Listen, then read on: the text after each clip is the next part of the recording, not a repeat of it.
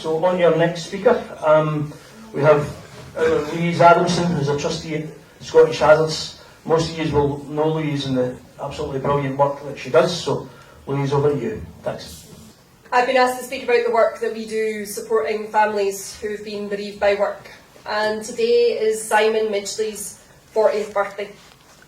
Tragically, he's not here to celebrate it.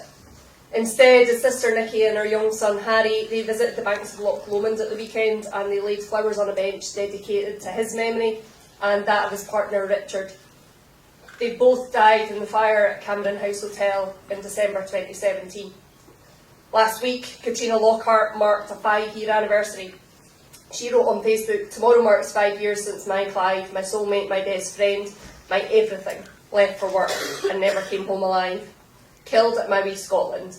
Believe me, it feels like yesterday." Next month, we will mark the 20th birthday that my wee brother has missed, since he died in an entirely preventable electrocution at work.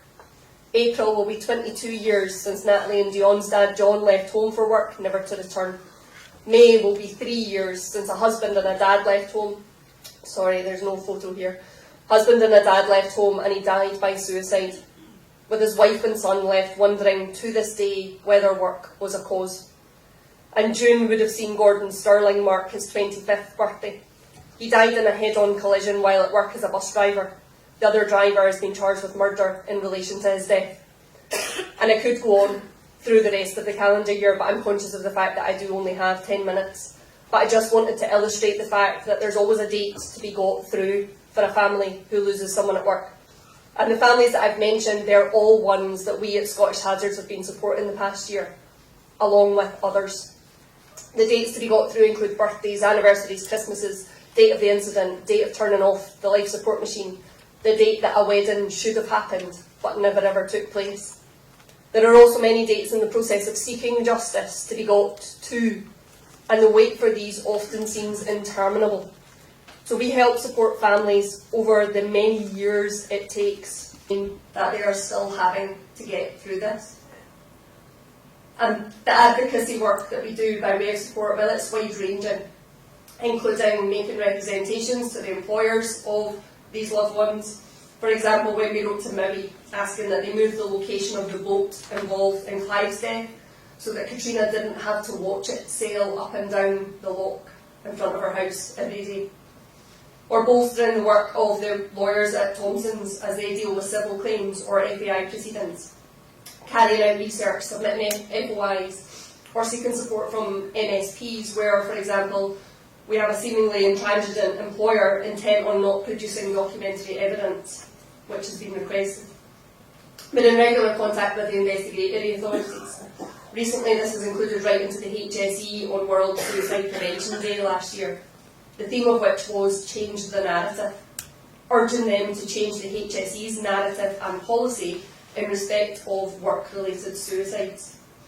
Current refusal to investigate potential work-related suicides leaves families devoid of answers as to why their loved one died, particularly so as the COPFS has been claiming that this leaves them themselves hamstrung in relation to investigating. And it leaves families caught in this loop whereby the HSE says that the death isn't work-related, the employer isn't fully cooperating with the investigation, and so the HSE says it can't investigate, that the death isn't work-related, but the death hasn't been fully investigated, so how can they make that judgment? We continue to support one such family. And we're also in regular contact with the Crown Office and the Procurator Fiscal Service and the Lord Advocate's Office, attending meetings with individuals from the above organisations and supporting the work of the Victim Information and Advice Officers in their liaison role with families. But all too often families remain feeling that communication flow from the COPFS is sparse, that they're having to drag updates out of them. After conviction of Maui in May 2023, following their guilty plea, it took more than 3 months for the Crown Office to confirm that a mandatory FAI would be held in relation to Clive's death. We're weekly providing moral and emotional support to families, using the experience that we both have, Ian and I, both personally and professionally. I was a practicing employment lawyer when my brother died, I've been through what these families are going through. Ian was a huge source of support to us as a family in those early days, plus countless others before and since. And we've built lasting friendships with these families because our support for them has to last so many years. And so, while my piece is entitled Our Support for Families, these families are also incredible in their support for us. So despite her own trauma over the loss of her son, Jane Midgley is determined to make things better for other families and use her experience of the countless delays to help inform change. She continues to be in regular contact with the Crown Office, despite the triggering effect that this can have on her. She's currently pushing for answers on our behalf as to why a bereaved families reference group still has not been convened, despite now being a couple of years at least in the planning, and during which it's been renamed a lived experience panel, and about which no meetings seem to have been held for the past year. We were told we'd be updated further in November. We've chased for that update. More than a month on, still nothing. It's an ironic mirroring of the delay and the lack of meaningful communication suffered by families. These families deserve better. They deserve justice, swift justice.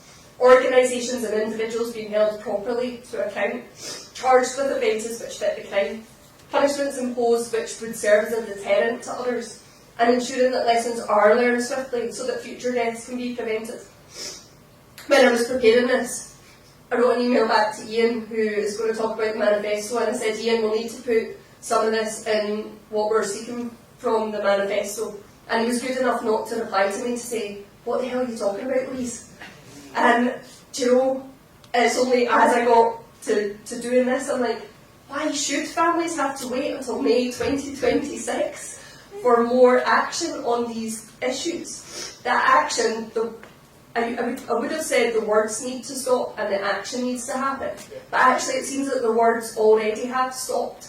So we need to restart the words and we need to damn well make people take some action. Thank you.